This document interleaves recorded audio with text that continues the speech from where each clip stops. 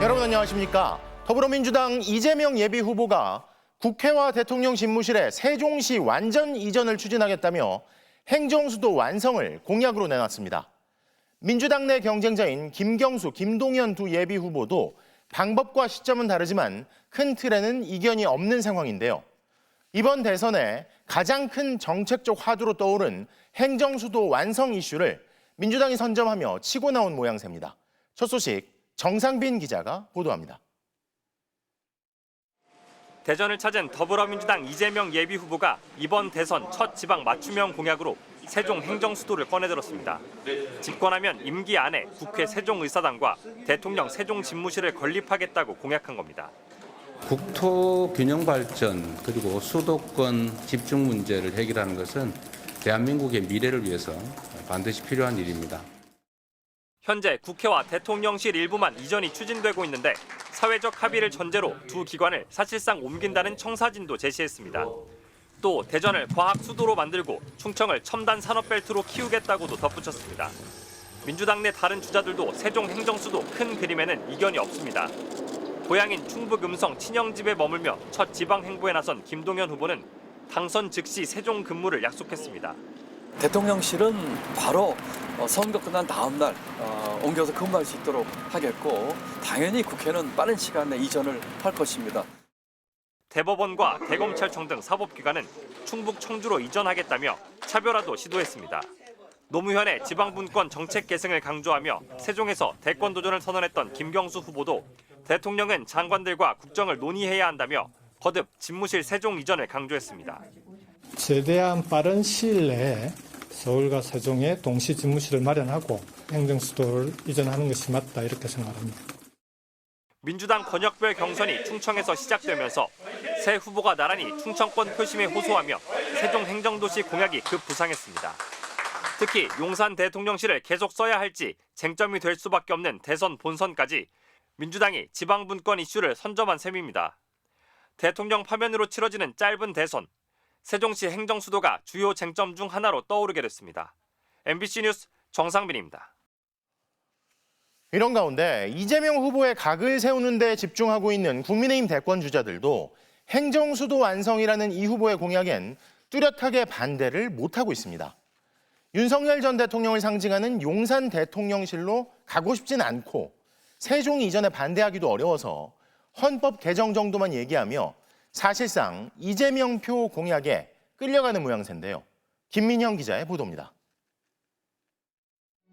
지난 2022년 5월 윤석열 전 대통령은 취임과 동시에 청와대의 대통령 집무실을 서울 용산으로 옮겼습니다. 작년 12월 용산에서 비상계엄을 선포했고 결국 파면됐습니다. 국민의힘에서도 용산 집무실을 계승하겠다는 대권 주자는 찾아보기 어렵습니다. 홍준표, 안철수 후보는 청와대 복귀파입니다. 일부를 청와대로 쓰고 나머지를 또 국민들에게 개방해서.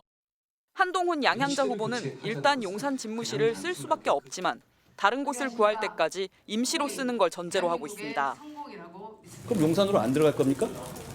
호텔에서 일할 거예요? 현실적으로 지금은 일이 먼저입니다. 반면 이철호, 유정복 등 지방자치단체장 출신들은 국회와 대통령 집무실의 지방 이전을 적극적으로 주장해왔습니다. 이번 대선에서 진보, 보수 할 것 없이 세종시가 아니더라도 차기 대통령 집무실을 어디에 둘지 공약을 제시할 수밖에 없습니다. 다만 지난 2004년 노무현 정부의 행정수도 이전에 대한 헌법재판소의 위헌 결정은 현실적인 걸림돌로 여전히 남아 있습니다. 사실 세종시 이전에 대해서도 열려 있습니다. 그러나 절차가 필요하다라는 말씀 드립니다. 당시 헌재는 국민이 관행상 서울을 수도로 인식하고 있어 관습 헌법으로 봐야 한다며 수도 이전에는 개헌이 필요하다고 결정했습니다. 이 때문에 세종시 행정수도 쟁점에 불을 붙인 더불어민주당 이재명 캠프도 국민적 합의를 전제로 한 정책이라고 분명히 밝히고 있습니다. 국민적 동의와 사회적 합의가 충분히 이루어져야지만 가능한 개헌과 같이 맞물려 있습니다. 행정수도 정책은 결국 수도 이전과 개헌 문제로 이어질 수밖에 없다 보니 대선 이후 차기 정부에서까지 정치권의 치열한 논의가 이어질 걸로 예상됩니다. MBC 뉴스 김민영입니다. 자, 그런데 이러한 지방 분권에 대한 시도는 어제 오늘 일이 아니죠. 박정희 전 대통령 시절부터 지난 정부까지 지방 분권과 수도권 집중 해소를 위한 논의는 계속 있어 왔습니다. 행정수도와 대통령 집무실 이전의 역사와 쟁점, 그리고 전망을 김건휘 기자가 정리했습니다. 지난 2004년 헌법재판소의 판결로 제동이 걸린 이후에도 행정수도 이전 논의는 가라앉지 않았습니다. 비단 민주당뿐만 아니라 보수정부에서도 세종시에 수도 이전에 버금가는 대규모 지원을 강조하고 나섰습니다. 직전 윤석열 정부에서도 마찬가지였습니다. 국회 세종의사당이 차질 없이 개원되도록 하고 청와대 제2 집무실을 설치해 명실상부한 행정수도를 완성하겠습니다. 수도권 과밀화 해소와 지방 균형 개발이라는 명분에 여야 이견이 없는 겁니다. 이미 세종시에는 제2대통령 집무실을 위한 부지와 제2국회인 세종의사당을 위한 부지가 각각 마련돼 있습니다. 대통령 집무실은 빠르면 올해 상반기 건축 설계 공모가 진행돼 2027년 준공 예정이고 세종의사당은 오는 2031년을 목표로 조성을 추진 중입니다. 이들 모두 정부 세종청사와 인접해 있습니다. 세종의사당의 부지 면적은 여의도 국회 부지의 약 2배 규모입니다. 법적 불확실성이 해소되고 대통령 집무실과 국회의 구체적인 이전 규모나 계획이 확정된다면 비용적인 측면은 수도 이전에 큰 장애물이 되지는 않을 거란 전망입니다. 오히려 이전이 성공적으로 이루어질 경우 사회적, 비용적인 측면에서 더 큰 이득이 발생할 것으로 보입니다. 긍정적인 작용은 사회적 비용, 행정 비용을 많이 줄일 수 있을 것 같아요. 행정부에 대한 견제 감독이나 대통령실에 대한 보고 이런 측면에서 본다면은 물론 짚고 넘어가야 할 것도 많습니다. 행정수도 주변의 공항을 비롯한 각종 인프라 확충도 그중 하나입니다. 또 무엇보다 행정수도 이전과 관련해 극명히 갈리곤 했던 찬반 입장을 잘 담아내는 게 중요합니다. 국민적 공감대 없이는 수도 이전의 추진 동력이 약화되고 이로 인해 자칫 예산 낭비와 국민들의 불편으로 이어질 수 있기 때문입니다. MBC 뉴스 김건우입니다. 오늘 국민의힘에선 경선 후보 8명이 한자리에 모였는데 마치 스포츠 이벤트처럼 토론회 대진표를 짜기 위해서였습니다. 그런데 공교롭게도 과거 토론에서 치고받았던 나경원, 한동훈 후보와 여기에 홍준표 후보까지 한 조에 드는 소위 죽음의 조 편성이 이루어졌습니다. 또 오늘도 국민의힘 후보들 사이에선 목표나 비전 제시보다는 민주당 이재명 예비 후보에 대한 네거티브 공세가 줄을 이었습니다. 지윤수 기자입니다. 국민의힘 대선 경선 후보 8명이 처음으로 한자리에 모였습니다. 이번 주말 첫 TV 토론회를 앞두고 4명씩 대진표를 짜기 위해서입니다. 행사장에 도착한 순서대로 조를 골랐는데 김문수, 유정복, 안철수 후보는 비어있던 A조를 그대로 골랐습니다. 4번째로 들어온 이철우 후보가 처음으로 B조를 골랐습니다. 5번째로 입장한 나경원 후보. 나경원 후보님 출발해 주시기 바랍니다. 김문수, 유정복, 안철수 A조냐, 이철우 B조냐. 나 후보는 아직 빈자리가 많은 B조를 선택했습니다. 뒤이어 한동훈, 홍준표 후보가 그대로 B조에 합류하면서 나경원, 홍준표, 한동훈 후보가 맞붙으며 격돌이 예상되는 이른바 죽음의 조가 만들어졌습니다. 후보들은 상대 후보 명예를 존중하고 비방을 지향하는 공정한 경쟁을 하겠다며 대형 서약서에 커다랗게 서명도 했습니다. 그런데 이 서명은 당내 경선용에만 해당되는 건지 서명이 무색하게도 곧바로 더불어민주당 이재명 예비후보를 겨냥한 네거티브 공세가 쏟아졌습니다. 이런 사람이 대통령이 되면 전 국민을 정신병원에 감금시키려고 할 것입니다. 정론지라면 가서 이런 사람이 대통령이 돼서 되겠나? 그렇게 물어보는 게 그게 순서 아니겠어요? 이재명 후보에 대한 4가지 그걸 거기 가서 물어보라 이거예요. 한 목소리로 반 이재명을 외치면서 차별점을 드러내지 못하고 있는 국민의힘 후보들이 과연 새로운 비전을 제시하고 정책으로 차별성을 부각할 수 있을지 국민의힘은 내일 경선 후보 비전 발표회와 주말 TV 토론회를 이어갑니다. MBC 뉴스 지윤수입니다. 어제 헌법재판소는 한덕수 대행의 헌법재판관 임명 시도를 멈춰 세우면서 한 대행의 행위가 결국 헌법재판에 대한 신뢰 자체를 무너뜨릴 수 있다는 점을 지적했죠. 자신에게 주어진 헌법상 의무는 지키지 않으면서 주어지지 않은 권한을 행사하려는 한 대행에게 헌재가 보내는 경고라는 해석이 나옵니다. 송정훈 기자입니다.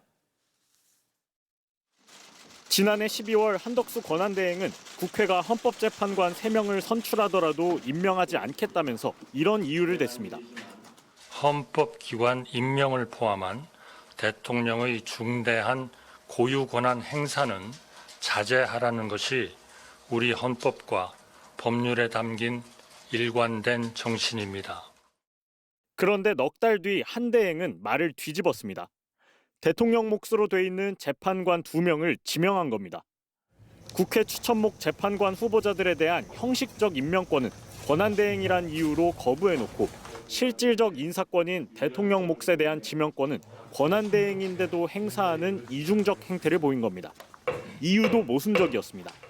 한 대행은 대통령 목 재판관을 지명하면서 결원 사태가 반복돼 헌재 결정이 지연될 경우 국론 분열이 격화될 수 있다고 했습니다.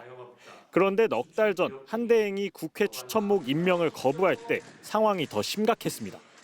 9명이어야 할 헌법재판관이 6명뿐이라 충원이 안 되면 윤석열 전 대통령 탄핵 심판 선고가 불투명했던 겁니다. 앞서 헌재는 한 대행이 국회목 40여 재판관을 임명하지 않은 건 위헌이라고 했고 대통령 몫으로 이완규, 함상훈 두 후보자를 지명한 건 효력을 정지시켰습니다. 한 대행이 헌법 수호 의무를 지닌 대통령 권한대행으로서 헌법이 하지 말라는 건 하고 헌법이 하라는 건 안 했다는 얘기입니다.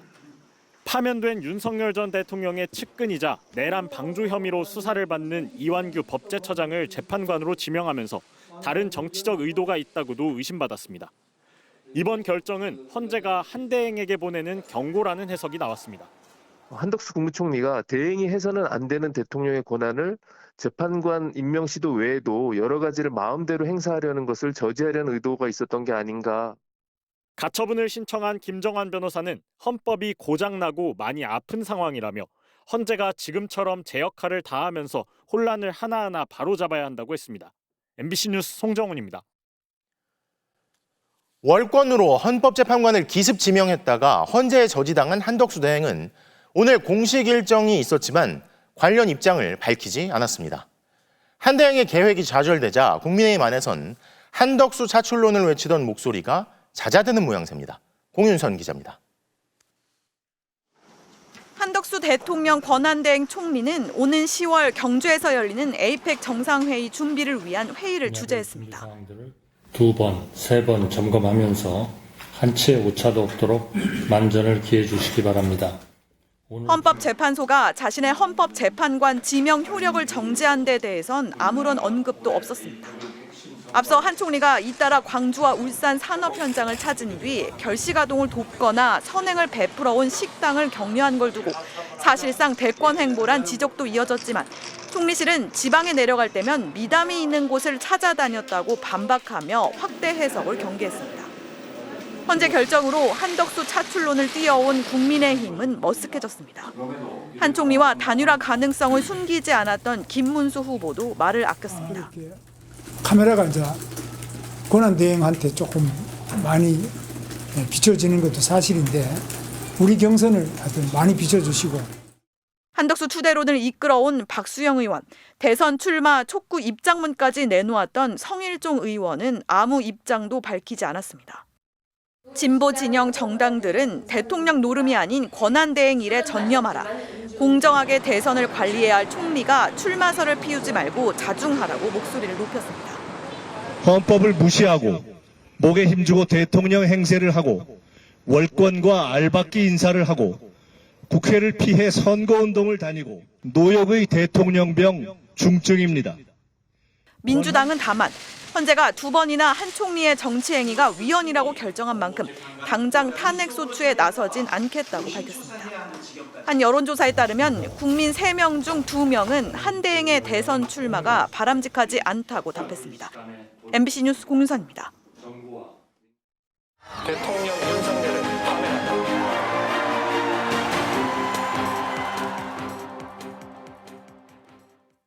자, 오늘도 조기 대선을 앞둔 정치 현장의 이모저모 정치팀 김상훈 기자와 짚어보겠습니다. 자, 김 기자.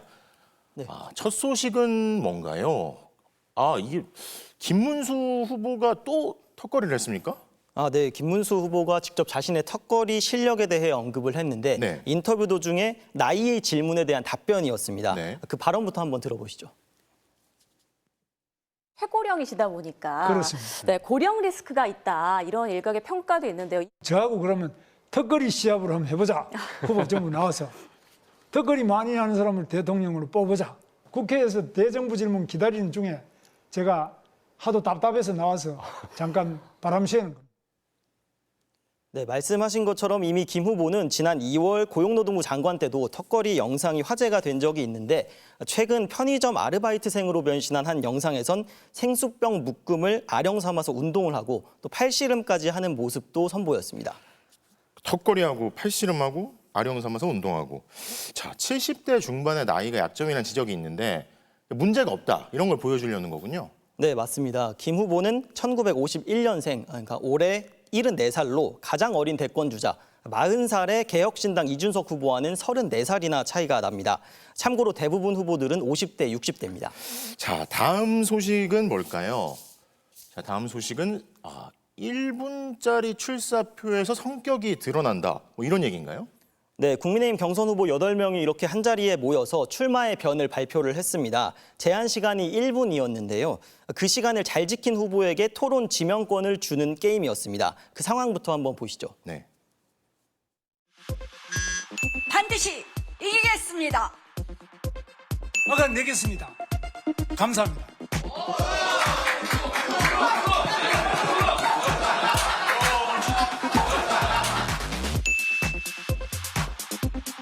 동참해 주십시오. 감사합니다.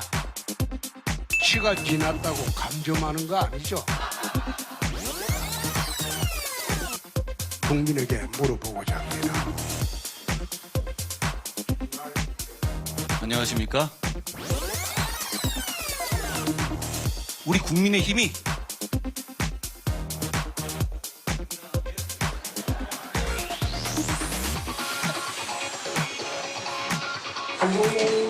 나보다 더 했어. 네, 보신 것처럼 다른 후보들과 달리 원고를 그냥 보고 읽은 안철수 후보, 네. 또 정반대로 평소에 달변이고 또 말도 빠른 한동훈 후보의 모습이 참 대조적인데요. 그렇네요. 또 감점이 없냐 이렇게 묻더니 규칙에 상관없이 하고 싶은 말을 다 하는 홍준표 후보, 그 모습도 평소 성격이 드러난 것 같습니다. 자, 소위 힘 있는 분들이 말 길이 조절을 잘 못한다는 인식도 있는데 뭐 그렇다고 성격이 다 드러나는 건 잘 모르겠다 싶기도 합니다. 마지막 소식 계속 보겠습니다. 이재명 후보와 이 블랙핑크 로제 씨 아닌가요? 네, 나란히 맞습니다. 이게 무슨 뜻인가요? 네, 미국 시사주간지 타임지 지면 속에 나란히 서게 됐습니다. 타임지가 선정한 2025년 가장 영향력 있는 100명에 한국인으로는 이재명, 로제 두 사람이 선정이 된 겁니다. 타임지는 이 후보의 소년공 시절부터 정치 이력, 또 비상계엄 해제와 탄핵 국면을 주도한 사실을 소개하면서 승리가 유력한 대선 주자라고 보도를 했습니다. 이 후보 캠프에선 대한민국 민주주의를 국제사회가 평가했다고 홍보하고 나섰고 국민의힘은 별다른 논평이 없었습니다. 네, 정치팀 김상훈 기자 잘 들었습니다.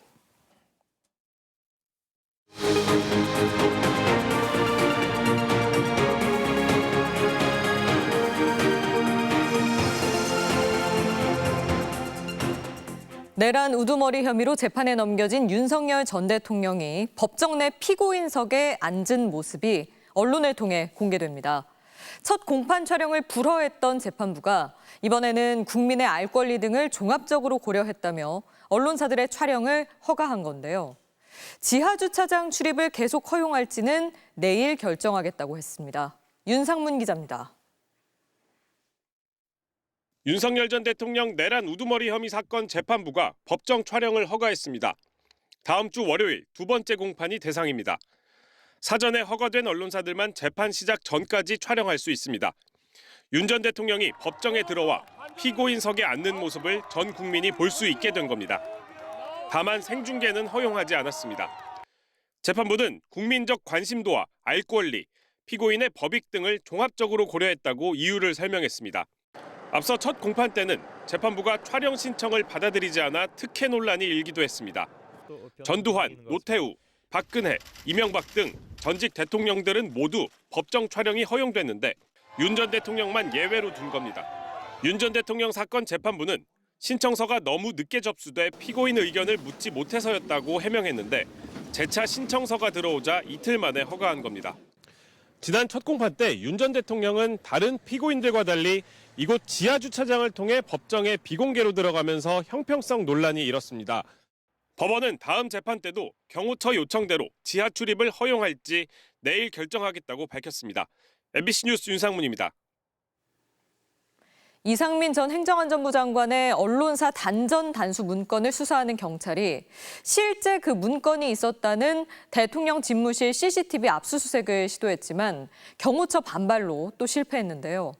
저희가 집무실에 있었던 국무위원들이 직접 그린 자리 배치를 확보해 비교해봤더니 서로 달랐고 문건에 대한 기억도 제각각이라 CCTV 확보가 절실한 상황입니다. 박솔립 기자의 단독 보도입니다.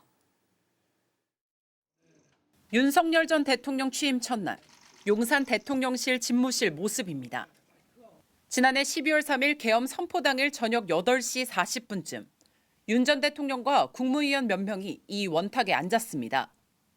이상민 전 행정안전부 장관은 경찰 조사에서 당시 자리 배치를 자필로 그렸습니다.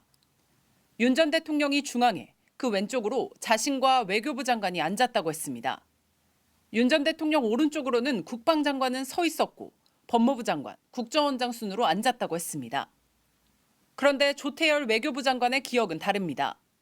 조 장관이 검찰에서 그린 배치도에는 이상민 전 장관이 윤 전 대통령의 오른쪽에 있고 통일부, 외교부 장관이 윤 전 대통령 왼쪽에 앉았습니다. 계엄 문건에 대한 기억도 다릅니다. 조 장관은 자리에 앉자마자 윤 전 대통령이 비상계엄을 선포하겠다면서 A4 용지 한 장을 줬다고 했습니다. 제외 공간이란 단어를 봤다고 했습니다. 김영호 통일부 장관도 검찰에서 이 장면을 봤다고 했습니다. 하지만 이 전 장관은 경찰에서 못 봤다고 진술했습니다. MBC 등 언론사에 대한 단전 단수 문건도 이 탁자에 있었다는 게 이상민 전 장관 증언입니다. 제가 좀 멀찍이 봤고 그 아까 1, 2분 짧은 순간에 대통령님 만류하러 들어가는 상황에서 얼핏 본 거기 때문에 정확히 기억은 안 합니다만 비상입법기구가 언급된 최상목 문건 등 계엄 관련 문건들은 계엄이 사전에 기획된 걸 입증하는 핵심 물증입니다. 하지만 조태열, 이상민 문건은 검찰이 행방을 찾지 못하고 있습니다. 조태열 장관은 문건을 집무실에 놔두고 나왔고 이상민 전 장관은 단전 단수 문건을 집무실에서 보기만 했다고 진술했습니다.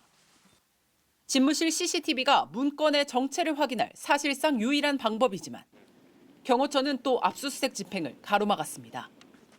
MBC 뉴스 박솔립입니다. 국민의힘 권성동 원내대표가 인터넷 언론 뉴스타파 기자의 취재를 거부하며 이 기자의 손목을 잡고 끌고 가는 일이 벌어졌습니다. 더불어민주당 등 야당은 일제히 불편한 질문을 하면 힘을 써서 대응하는 왜곡된 언론관이라고 강하게 비판했는데요. 사과 요구가 이어졌지만 권 원내대표는 뉴스타파를 고소하겠다고 답했습니다. 보도에 이문현 기자입니다. 국회의원회관 토론회장을 빠져나온 국민의힘 권성동 원내대표. 기다리고 있던 뉴스타파 기자가 다가가 취재를 시도합니다. 지금 한 말씀 누구 취재하러 오셨어요? 기자는 거리 곳곳에 국민께 죄송하다는 현수막을 붙였는데 무슨 뜻인지 물었지만 권 원내대표는 대답하지 않았습니다. 자, 내리시고. 권 원내대표는 기자의 손목을 붙잡은 채 기자를 한동안 잡아 끌고 갑니다. 아니 이렇게 잡지는 마시고. 기자는 강제로 손목을 잡은 데 대해 사과를 요구했지만 권 원내대표는 무시했습니다. 방금 제 손목 강제적으로 이렇게 잡으신 거 사과해 주십시오. 여기 빨리 와가지고 저한테 폭력 행사하지 않으셨습니까? 금지 조치 취하라 그래야지. 권 원내대표는 기자의 항의를 묵살한 채 자리를 떠났습니다. 언론사가 아니에요, 뉴스타파는. 그거는 의원님 생각이시죠. 지라시지. 더불어민주당과 조국혁신당, 진보당은 일제히 언론 입틀막도 모자라 폭력까지 쓰냐며 비판적 기사를 쓰면 언론이 아니냐, 불편한 질문을 하면 물리력으로 대응하는 게 전통이냐고 사과를 요구했습니다. 도저히 이해가 안 되고 한치도 허용해서는 안 되는 언행이었다. 국민의힘은 다른 행사를 취재하던 기자가 갑자기 권 원내대표 취재를 시도하며 벌어진 일이라고 주장했습니다. 권 원내대표 또한 뉴스타파를 고소하겠다는 입장을 밝혔습니다. 혹시 사과하실 의향이 좀 있으십니까, 대표님? 나도 고소 좀 낼 거예요. 그 찌라시라고 말씀하신 그 이유를 좀 여쭤볼 수 있을까요? MBC로만 합시다. 뉴스타파 기자는 권 원내대표에게 전치 2주의 상해를 입었다며 권 원내대표를 폭행과 명예훼손 혐의로 경찰에 고소했습니다. MBC 뉴스 이문현입니다. 권성동 원내대표뿐이 아닙니다. 취재진에 대하는 국민의힘 인사들은 면전에서 무시하고 노골적으로 갈라치는 퇴행적 언론관을 수시로 드러내는데요. 윤석열 정권의 언론 탄압 행태에서 벗어나지 못했다는 비판이 나옵니다. 윤수환 기자입니다. 국민의힘 권성동 원내대표가 기자의 손목을 끌고 갔던 어제 홍준표 대선 경선 후보도 같은 매체 기자에게 면박을 줬습니다. 저는 뉴스타파라는 언론사의 홍여진 기자라고 합니다. 네. 오늘은 질문을 받겠다고 하면서도 앙금을 숨기지 않았습니다. 저 질문을 제가 받겠는데 적대적인 언론의 질문은 마지막에 해주시면 내 답변하겠습니다. 처음부터 하면 이거 깽판이 나서. 언론사 이름을 하나씩 언급하며 편을 가르기도 합니다. 여는 적대적인 언론은 아니지. 군가산.com. 함정닷컴. 난 또 뉴스타파인 줄 알았지. 윤석열 정권 출범 이후 국민의힘 인사들은 비판적 언론을 노골적으로 적대시했습니다. 오늘 아침에도 제가 MBC를 연합뉴스 TV로 바꿔놨습니다.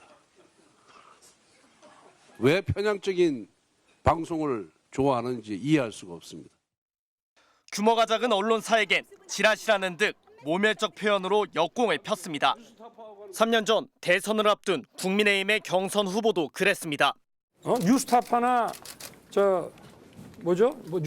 뉴스버스가 하고 그리고 나서 막 달라붙을 것이 아니라 대통령 부부를 비롯한 권력 실세의 치부에 관심을 보이면 취재를 불허하고 불이익을 주는 걸 넘어 수사와 소송으로 대응했습니다. 임기 내내 입틀막이 횡행했습니다. 불편한 질문을 무시하고 억누르겠다는 사고방식은 국민의 알 권리와 언론의 권력 감시 역할을 통째로 부정하는 것이란 지적이 계속됩니다. 국민의힘은 아직 당적을 보유한 전직 대통령의 내란 사태로 여당의 지위마저 잃어버렸습니다. 그럼에도 언론 통제를 전면에 내세웠던 12.3 계엄 포고령의 그림자에서 벗어나지 못하고 있습니다. MBC 뉴스 윤수환입니다. 탄핵 심판 전 헌재 게시판에 탄핵 반대를 주장하는 게시글이 무더기로 올라와 극우 세력이 매크로 프로그램을 동원해 여론 조작에 나섰다는 의혹까지 제기됐었는데요. 실제로 극우 유튜버들이 포털의 특정 기사에 이른바 좌표를 찍으면 실시간으로 특정 댓글의 추천수가 급증하는 조작 정황이 포착됐습니다.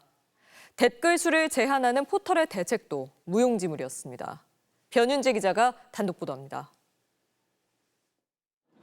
윤석열 전 대통령 파면 촉구 1인 시위를 하는 김동연 경기도지사에게 한 남성이 맥주캔을 던지는 등 시비를 걸었다는 내용의 기사입니다.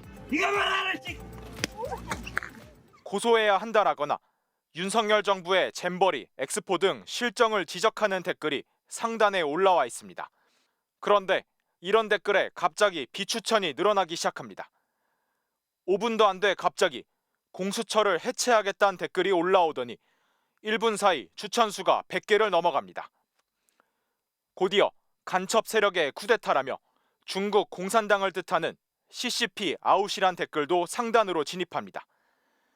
약 20분 만에 상단 댓글 내용들이 다 바뀝니다. 헌법재판소 게시판에 윤석열 전 대통령 지지자들이 매크로를 동원해 위협글을 쓰고 있다는 기사에도 비슷한 일이 벌어졌습니다. 불법을 지적하는 댓글은 갑자기 비추천이 올라가면서 10초도 안 돼 밀려나고 여성 커뮤니티가 매크로를 동원한다며 비난하는 댓글로 바뀝니다. 극우 유튜브 신남성연대가 텔레그램 대화방에서 이 기사들을 콕 집어 이른바 좌표를 찍고 댓글을 바꾸라고 지시한 뒤 벌어진 일들입니다. 뉴스기사가 있으니까 바로 들어가셔서 좌파들 베스트 댓글에 박혀있는 추천, 우리 비추천이 이겨야 됩니다. 윤석열 파면 반대를 주장해온 한 대학생 단체도 댓글 작업에 나선 듯한 정황이 잡혔습니다. 첫 번째 댓글 바로 비추 한 번씩 바로바로 들어가 주시면 윤호개인 일단은 첫 번째 댓글은 땄습니다. 이거 좋다. 대학생들이랑 2030들은 윤카 지지한다. 극우 유튜버 활동을 감시해온 민간단체 극우 추적단이 신남성연대의 댓글 작업 활동을 전수 조사했더니 지난 3개월간 한 계정이 가장 많겐 1,840개의 댓글을 다는 등 같은 계정으로 1,000건 넘는 댓글들이 달린 것으로 확인됐습니다. 상위 20개 계정이 단 댓글 개수만 8만 4천여 개에 이릅니다. 여론을 누군가 집단적으로 몰려와가지고 왜곡하고 있는 거잖아요. 우선순위를 바꿔서 댓글이 형성된 분위기를 아예 바꿔버리는. 신남성연대는 업무 방해 등 혐의로 경찰에 형사 고발됐습니다. 네이버 측은 하루에 댓글과 덧글을 포함해 60개 제한선을 두고 있지만 수천 개의 계정이 한꺼번에 물량 공세를 펼치면 사실상 속수무책인 셈입니다. 국회 과방위는 내일 네이버 최수연 대표 이사를 불러 이 같은 댓글 작업을 알고 있는지 보완 대책이 있는지를 질의할 계획입니다. MBC 뉴스 변은재입니다. 최근 땅꺼짐 사고가 잇따라 불안이 커지는 가운데 서울시 조사에서 도로 아래 빈 공간이 무려 329곳이나 발견됐다는 소식 전해드렸습니다. 그런데 유독 이 빈 공간이 강남권에 집중된 것으로 확인됐는데요. 원래 지반이 약한 곳에 대규모 지하 개발이 이어져 위험하다는 경고가 이어지고 있는데 서울시는 특히 강남의 상습 침수 구역에서 빈 공간이 자주 발견된다고 경고했습니다. 원석진 기자가 단독 취재했습니다. 서울 강남 한복판, 지하철 신사역과 양재역을 가로지르는 왕복 10차선 도로입니다. 서울시 조사 결과 지난해 이곳 19.8km 구간에서만 공동, 즉 도로 아래 빈 공간이 13개나 발견됐습니다. 논현역 주변 도로 밑에선 즉시 복구가 필요한 긴급 등급의 빈 구멍이 발견됐습니다. 서울시가 확인한 깊이 20cm 이상의 공동은 모두 329개. 이 가운데 65개가 강남구에 집중됐습니다. 서초구가 25개, 송파구도 20개나 됐습니다. 최근 땅꺼짐 사고로 한 명이 숨진 강동구에서도 12개가 확인됐습니다. 도로 아래 빈 공간 10개 중 4개가 이른바 강남 4구에서 나온 겁니다. 여기 워낙 사람이 워낙 많으니까 만약에 그런 사고가 생기면 많은 사람들이 다치지 않을까라고 생각하면 너무 무섭죠. 한강이 범람하던 지역을 매립한 땅이라 모래와 자갈이 많아 지반이 약한 상황에서 대규모 지하 개발이 계속되고 있어 땅꺼짐 위험이 크다고 지적된 곳들입니다.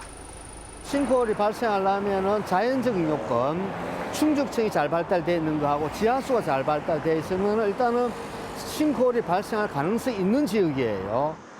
위협은 이미 현실이 되고 있습니다.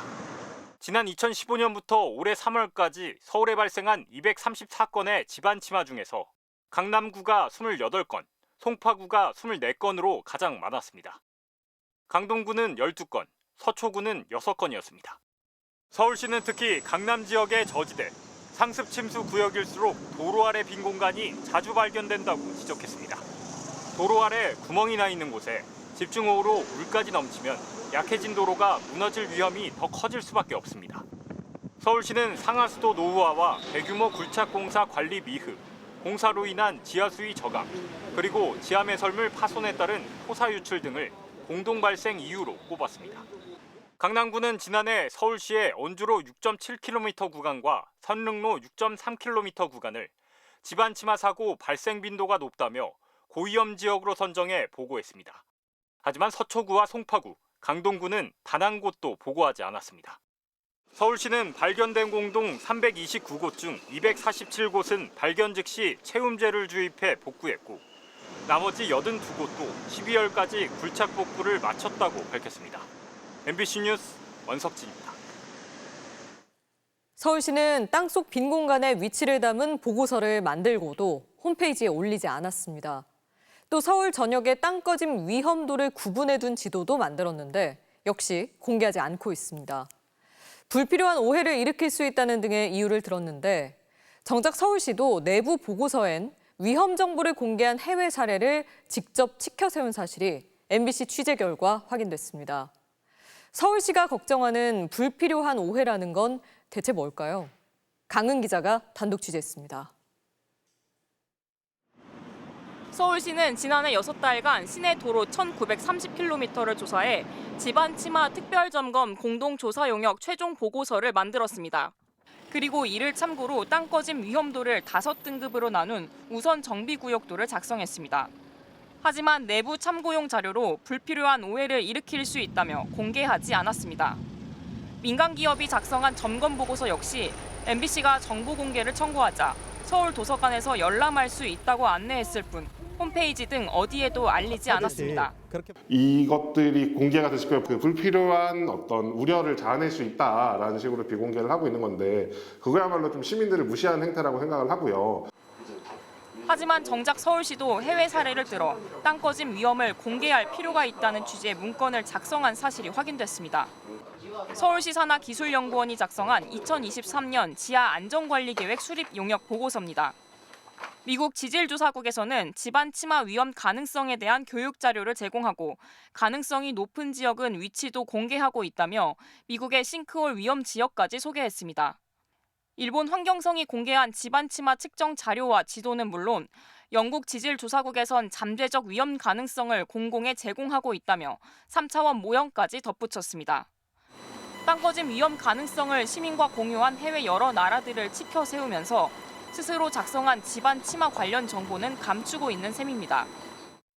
과거에 이제 성수대교 붕괴라든가 이런 여러 가지 사항을 봤을 때 도시의 시설물, 특히 기반 시설에 대한 안전성 이런 것에 대해서 정보를 충분히 갖고 있지 못했을 때 상당히 큰 참사가 이제 일어날 수 있기 때문에 서울시 관계자는 공개를 요청한 MBC 질의에 사회적 공감대가 형성된다면 검토해 보겠다고 밝혔습니다.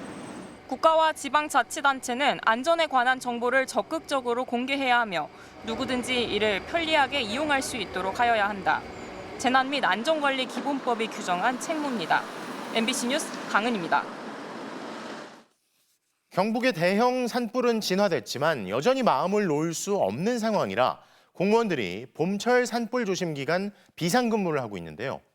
그런데 국민의힘 대선 경선에 뛰어든 이철우 경북도지사가 4월의 절반가량을 휴가를 내면서 이재민들 사이에선 차라리 사표를 내라는 쓴소리가 나옵니다.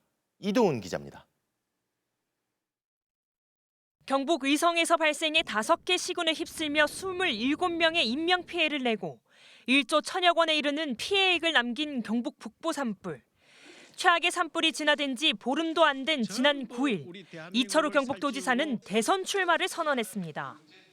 저 스스로 판단을 할 뿐만 아니고 저를 좋아하는 많은 분들이 와서 이번에 출마를 해라. 그러고는 이날을 포함해 주말을 제외하고 4월의 절반에 가까운 10일을 휴가를 냈습니다. 산불 피해 복구 대책 회의도 이달 초부터는 도지사가 아닌 행정부지사가 맡고 있습니다. 화마의 집을 잃은 이재민 3,500여 명은 여전히 임시 주거시설에 머물고 있습니다. 도민들에 대한 최소한의 도리라 해야 되나? 양심이 있다 그러면 저렇게 올라가고 있지 않습니다. 차라리 사표를 내란 소리도 나옵니다. 사표서를 내고 가셔야 되지. 왜 휴가는 웬 말입니까? 처음에 선거할 때는 뭐예요? 주민들을 위해서 일한다 했잖아. 이 지사가 대선 출마 선언을 밝힌 날은 산불 재난 국가 위기 경보 중 가장 높은 심각 단계가 발령 중이었고 지금도 경계 단계가 유지 중입니다. 산림청은 산림보호법에 따라 산불 조심 기간 동안 산불 경보 단계에 따라 공무원의 비상근무를 강화할 것을 주문하고 있습니다. 이에 대해 이철우 지사는 대선 경선과 도지사 업무를 병행 중이며 지난 주말에도 산불 피해 현장을 직접 다니며 점검하고 지시했다고 전했습니다. 경선 후보 등록부터 1차 경선 결과까지 불과 일주일이며 끝까지 가더라도 2, 3주인데 3년 이상 걸릴 수 있는 장기간 복구 기간에 비하면 길지 않은 시간으로 복구 계획 초기에 대선 경선에 참여해 목소리를 내는 것이 장기적으로 복구에 더 도움이 되는 것으로 판단하고 있다고 전했습니다. MBC 뉴스 이도은입니다.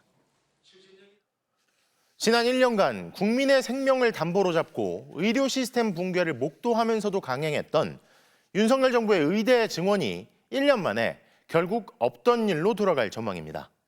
정부가 내년도 의대 모집 인원을 증원 이전 수준인 3,058명으로 확정한 걸로 알려졌는데요. 전공의 처단까지 운운하던 윤 전 대통령의 밀어붙이기는 결국 깊은 상처와 후유증만 남겼습니다. 재은효 기자입니다. 2026학년도 의대 모집 인원이 3,058명으로 확정됐습니다. 지난해 2월 정부가 일방적인 2,000명 증원을 발표한 지 1년여 만에 증원 전으로 돌아간 겁니다.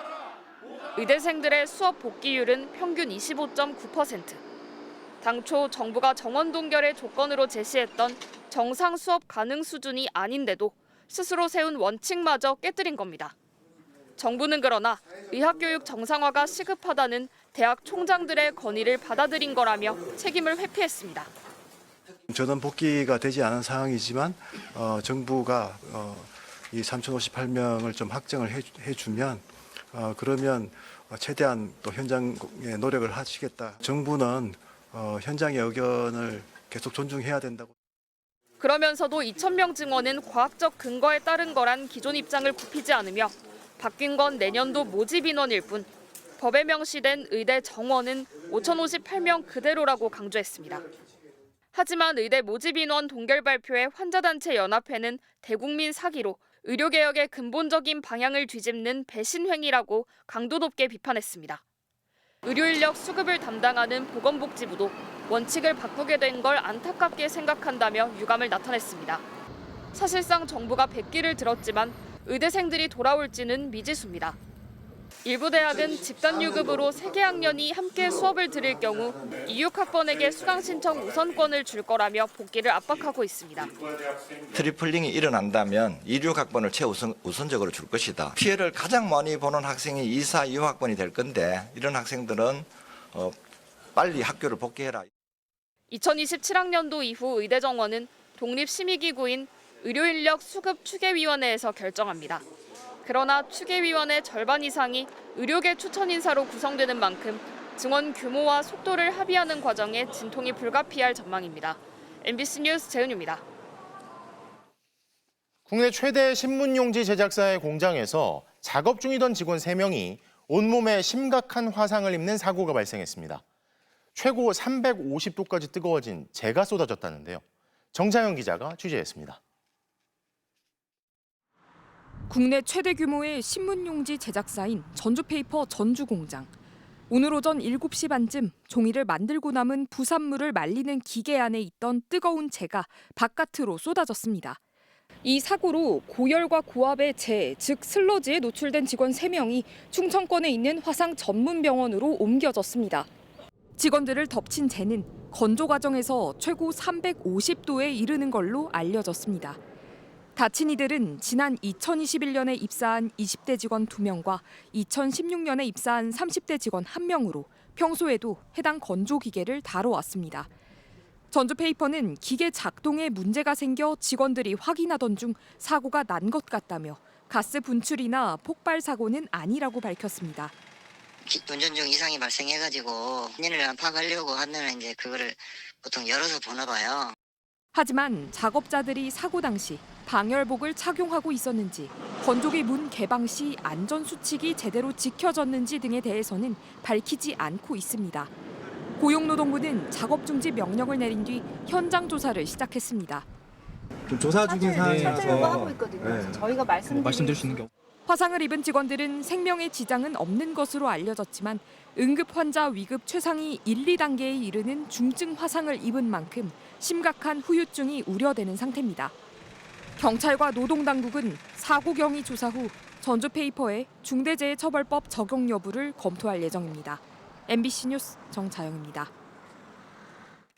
이번 경상권 대형 산불을 두고 산림청은 임도가 부족해서 진화가 늦어졌다는 입장을 거듭 밝혀왔는데요. 그런데 환경부 산하 국립공원공단이 임도가 정말 산불 피해를 줄이는 데 도움이 되는지를 살펴봤더니 오히려 임도가 산불의 바람길 역할을 하고 있다고 분석한 사실이 확인됐습니다. 차현진 기자가 단독 보도합니다.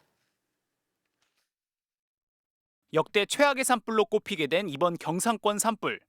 늦은 진화를 두고 산림청은 국내 산림의 임도가 부족하다는 것을 주요 이유로 내세우고 있습니다.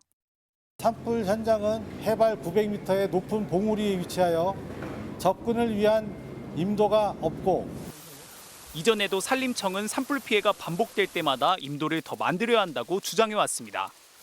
과연 임도가 있으면 산불 피해가 줄어들까? 국립공원공단이 최근 5년간 발생한 대형 산불을 대상으로 10개월간 연구한 결과 그렇지 않다는 결론을 냈습니다. 먼저 2022년 밀양 산불. 임도 바로 옆이 화재 피해가 가장 커 색깔이 짙고 임도에서 멀어질수록 피해가 덜해 옅어집니다. 고성 산불, 합천 산불 모두 임도와 가까울수록 피해가 컸습니다. 안동과 한평 산불의 경우엔 임도와 멀어질수록 산불 피해가 높거나 큰 상관관계가 나타나지 않았습니다. 임도 주변은 왜 대체로 산불 피해가 더 컸을까? 환경단체들은 그동안 임도가 오히려 바람길 역할을 해 화마를 키운다고 주장해왔습니다. 국립공원공단도 직접 측정에 나섰습니다. 대형 산불 피해지 5곳, 국립공원 2곳에서 풍속을 재보니 임도가 숲속보다 1.3배에서 2.4배 빨랐습니다. 임도에서 바람이 더 거세게 불었다는 겁니다. 국립공원공단은 산림청의 임도 부족 주장에 대해서도 부정확하고 자의적인 해석이라고 같은 정부기관임에도 정면 반박했습니다.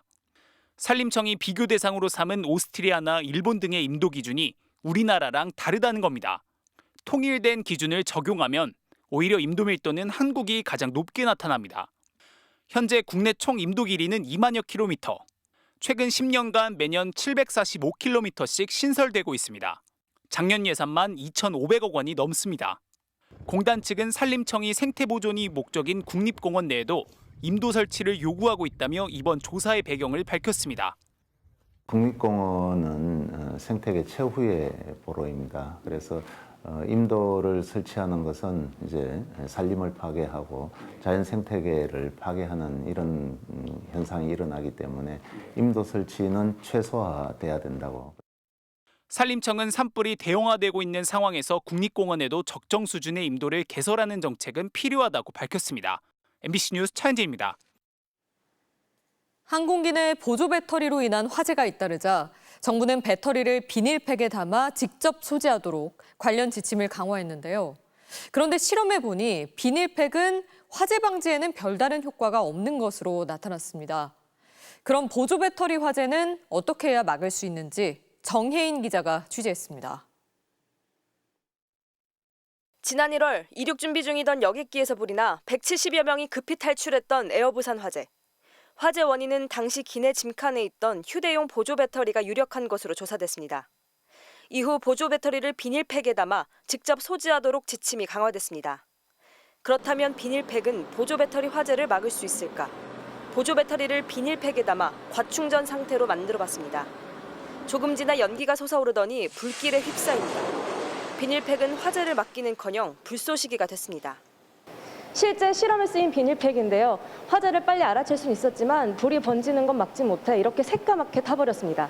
과충전된 배터리를 금속함에 넣었지만 불길을 막는 데에는 역부족이었습니다.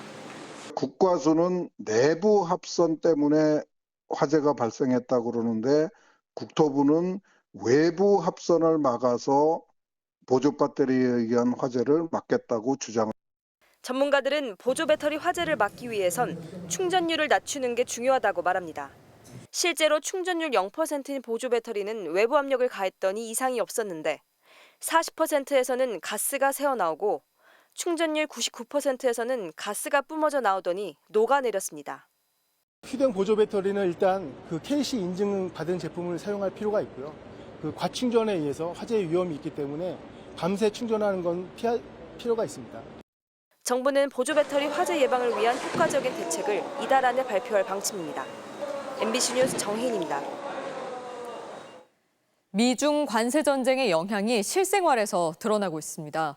미국이 중국산 수입품에 145% 관세를 부과한 지 일주일이 됐는데 벌써부터 미국 내 중국산 제품들의 가격이 오르기 시작했습니다. 로스앤젤레스 박윤수 특파원의 보도입니다. 미국 로스앤젤레스 도심 완구거리. 중국산 장난감을 주로 판매하고 있는 이 상점은 지난주까지 $6였던 플라스틱 장난감 가격을 이번 주부터 $7로 올렸습니다. 높은 관세 부담을 한 번에 소비자에게 떠넘길 수는 없어 조금씩 가격을 올리기 시작한 겁니다. 미국이 중국에 부과한 145% 관세로 중국산 상품을 판매하는 상인들은 직격탄을 맞았습니다. 상인들은 지금 같은 관세가 계속되면 가격을 큰 폭으로 올릴 수밖에 없다고 말합니다. 중국 대신 베트남과 멕시코 등 다른 나라 수입선도 알아보고 있지만 차이가 있을 뿐 관세 부담은 여전합니다. It's not the other countries that are paying for the tariffs. It's going to really affect American consumers. 물가 상승은 현실화되고 있습니다. 중국 전자상거래업체 테무와 온라인 패션 쇼핑몰 쉬인은 미국 고객들에게 가격 인상을 통보했습니다. 미국 연방준비제도 의장은 트럼프의 관세 인상 수준이 예상했던 것보다 훨씬 높았다고 했습니다. 적어도 일시적인 물가 상승은 피할 수 없고 더 심각한 상황에 직면할 수 있다고 경고했습니다. The same is likely to be true of the economic effects, which will include higher inflation and slower growth. 캘리포니아주는 트럼프를 상대로 소송을 제기했습니다. 트럼프가 권한에도 없는 파괴적인 관세를 부과해 미국인들의 삶을 위협했다며 법정에 세우겠다고 했습니다. Check your 401k. Check your portfolio. If it includes NVIDIA, you should check it right now. NVIDIA, the great California company. 트럼프 관세의 가장 큰 피해 지역인 캘리포니아주는 독자적인 무역협정 추진도 불사하겠다며 반발하고 있습니다. 캘리포니아주의 경제 규모는 미국 내 최대일 뿐 아니라 영국이나 인도보다도 큰 세계 5위입니다. 로스앤젤레스에서 MBC 뉴스 박윤수입니다. 한미 관세 협상이 다음 주로 다가온 가운데 상호 관세 대상 나라들 중에선 처음으로 일본이 미국과의 공식 협상에 나섰습니다. 장관급 회동이었는데 갑자기 트럼프 대통령이 참여해 일본 정부를 당혹스럽게 만들기도 했는데요. 미일 첫 관세 협상 어떻게 진행됐는지 도쿄에서 신지영 특파원이 보도합니다. 도널드 트럼프 미국 대통령은 장관급인 일본 측 협상 대표단과 백악관 집무실에서 50분간 회담했습니다. 대통령이 장관급을 따로 만나는 건 이례적인 일입니다. 활짝 웃고 있는 사진까지 공개하고 큰 진전이 있었다고 적었습니다. 빨간색 마가 모자도 선물했습니다. 본 협상 시작도 전에 큰 진전을 언급하며 합의를 압박하고 나선 건데 당혹스러운 건 일본 쪽입니다. 格下も格下ですので、出てきて直接話をしてくださったことは本当に、感謝しております。 일본은 관세 정책에 대한 유감을 표명하고 정책 재검토를 요구했으며 트럼프 대통령은 일본이 방위비를 더 내야 한다고 말한 것으로 전해졌습니다. 관세 문제와 함께 방위비를 한 번에 협상하겠다는 트럼프의 전략이 확인된 셈입니다. 또 미국은 상호 관세 유예 기간인 90일 이내 협상 타결을 강조했지만 신중론을 표방한 일본의 태도는 변하지 않았습니다. 이시바 총리는 두 나라 사이에 여전히 입장 차가 있다고 말했습니다. 今後とも容易な協議とはなりませんが、今回次につながる協議が行われたと、このように認識をし、 트럼프의 깜짝 등장에 대해 AP통신은 현 상황을 큰 위험으로 인식한다는 신호라고 분석했습니다. 중국의 반발은 물론 국내에서조차 반대 여론에 부딪힌 트럼프 대통령이 손쉬운 상대로부터 빠르게 승리를 얻어내고자 한다는 겁니다. 아사히 신문 역시 보복이 아닌 교섭에 의한 해결을 선택한 동맹국 일본을 본보기 삼으려는 것이라 꼬집었습니다. 이번 미일 협상은 다음 주로 예정된 한미 협상의 예고편이기도 합니다. 서두르려는 미국과 굳이 서두르지 않겠다는 일본. 우리 협상단의 선택이 일본과 다를 이유는 없어 보입니다. 도쿄에서 MBC 뉴스 신지영입니다.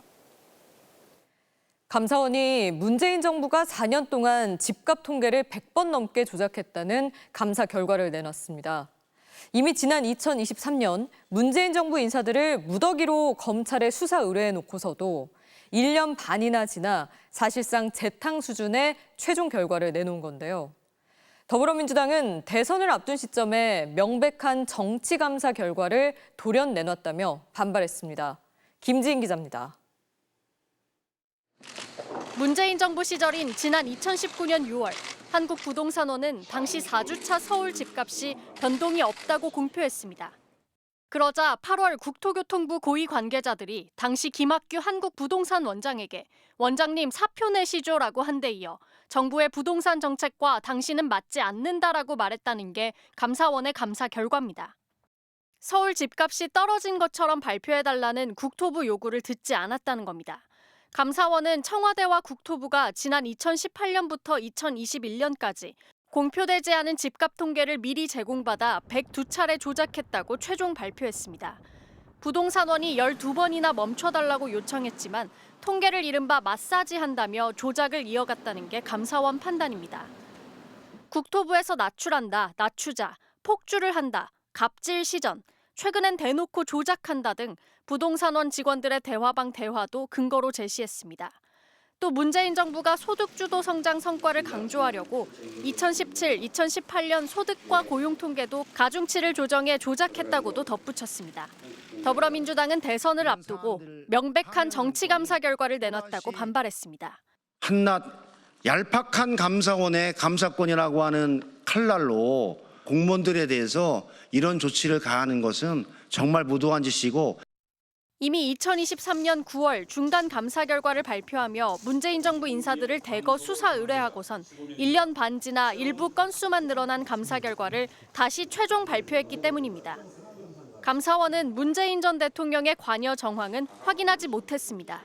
김수현, 김상조 전 청와대 정책실장 등 11명은 이미 재판을 받고 있는데 이들은 재판에서 정당한 업무 지시를 두고 검찰이 소설을 썼다고 반박하고 있습니다. MBC 뉴스 김지인입니다. 21세기 지구에서 가장 성공한 밴드라 불리는 콜드플레이가 8년 만에 다시 한국을 찾았습니다. 공교롭게도 대통령이 탄핵될 때마다 방한해 4월 16일 공연을 한다는 평행 이론이 온라인에서 화제가 되기도 했는데요.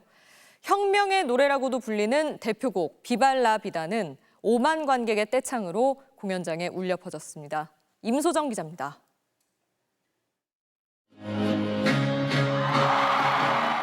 현악기와 신시사이저의 역동적인 연주가 나오자마자 약속이나 한 듯 관객들의 떼창이 시작됩니다.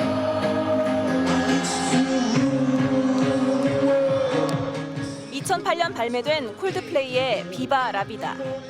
절대 권력을 누리다 몰락한 왕이 쓸쓸히 과거를 돌아보는 내용입니다. 콜드플레이가 처음 내한 공연을 펼쳤던 2017년과 두 번째인 올해. 대통령 파면의 순간마다 광장에서 울려 퍼졌던 이 노래가 어제는 주인을 찾았습니다. 공교롭게도 또 대통령이 없는 해에 한국에 온 세계 최고 밴드. 함께 해서 행복합니다. 8년 전 세월호 참사 3주기 당일 공연 당시 무대에 노란 리본을 띄워 위로를 전했던 이들은 세월호 참사 11주기였던 어제 다시 옐로우로 공연장을 노랗게 물들였습니다. 그 감동과 기억은 8년 지나는 시간 동안 한 번도 잊어본 적이 없어요. 이번 내한에서 6번 공연으로 역대 최대 기록을 세우게 된 콜드플레이. 떼창으로 첫날부터 힘을 보태준 한국 팬들에게 최고라는 찬사를 남겼습니다. The best audience I've seen in my whole life. Unbelievable. 대립과 징후, 폭력이 난무하는 세상을 향해선 연대와 화합, 사랑의 노래를 보냈습니다. Regardless of religion or race or nationality or gender or sexuality. 함께 사는 지구에 대한 고민도 더해졌습니다. 스탠딩석엔 관객이 뛸 때마다 전기가 생산되도록 특별한 장치를 설치했고 관객석을 화려하게 물들이는 LED 팔찌는 재사용을 위해 다시 수거했습니다. 내란의 혼란, 현대사의 비극으로 힘든 겨울을 보내야 했던 한국. 그럼에도 사랑을 믿자는 콜드플레이의 메시지는 관객들의 마음을 어루만졌습니다.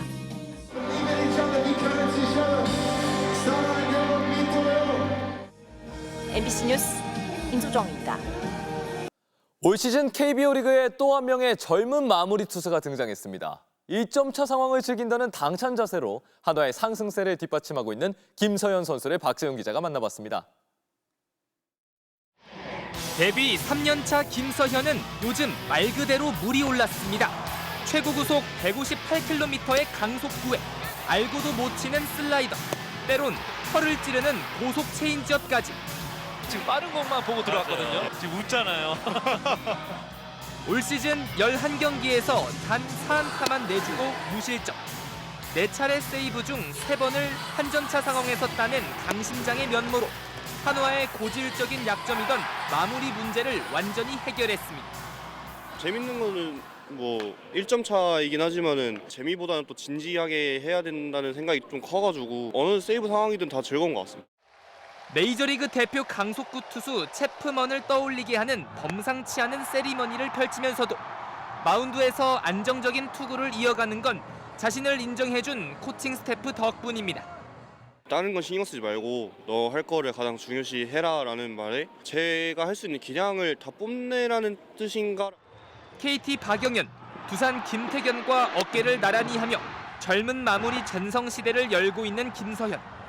태견이 진짜 모든 구종을 다 잘 쓰고 이제 패기도 있다 보니까 영현이 형 또 9위로 눌러버리는 게 장점인 것 같아서 제가 거기 껴있을 정도는 아닌 것 같고요. 아직 임시 마무리에 불과하다며 자신을 낮춘 김서현은 1군에서 온전히 한 시즌을 치르면서 팀 승리를 돕겠다는 생각뿐입니다. 팀 성적을 먼저 신경을 써서 최선을 다해 던지자 홀드 20개의 목표를 잡고 있는데 그 목표는 아직까지 바뀌지 않고 있습니다. MBC 뉴스 박재웅입니다. 오늘 낮 동안에는 다소 더우셨죠? 이것은 오늘 서울의 모습입니다. 초여름 같은 날씨에 거리의 옷차림도 갑자기 여름으로 바뀌었습니다. 벌써부터 물놀이를 하는 아이들의 모습도 눈에 띄는 하루였는데요. 오늘 서울 낮 최고 기온은 24.7도, 울진은 29.6도까지 올라 평년 기온을 최고 10도 이상이나 웃돌았습니다. 내일도 지도에 붉게 보이는 충청과 남부를 중심으로는 때이른 더위가 나타나겠습니다. 특히 대구와 합천의 기온은 29도까지 올라 경상권은 30도에 육박하겠고요. 서울 22도, 광주는 24도를 보이겠습니다. 이번 주말 그리고 다음 주 화요일에 전국적으로 비 소식이 있습니다. 비가 오기 전에는 강한 남서풍이 유입돼 낮 기온이 25도 안팎까지 오르겠고요. 비가 그치면 다시 평년 수준과 비슷해질 전망입니다. 밤사이 해안가에는 가시거리 200m 미만의 짙은 바다 안개가 끼겠고 이슬비도 내리겠습니다. 내일 전국 하늘 가끔 구름이 많겠습니다. 아침 최저 기온은 서울 14도, 광주 15도를 보이겠습니다. 낮 최고 기온은 서울 22도, 포항 28도, 대구 29도까지 오르겠습니다. 비는 토요일 아침에 경기 북부지방부터 시작돼 오후에 전국으로 확대되겠습니다. 날씨였습니다. 목요일 뉴스데스크 오늘 순서 여기서 마칩니다. 시청해주신 여러분 고맙습니다.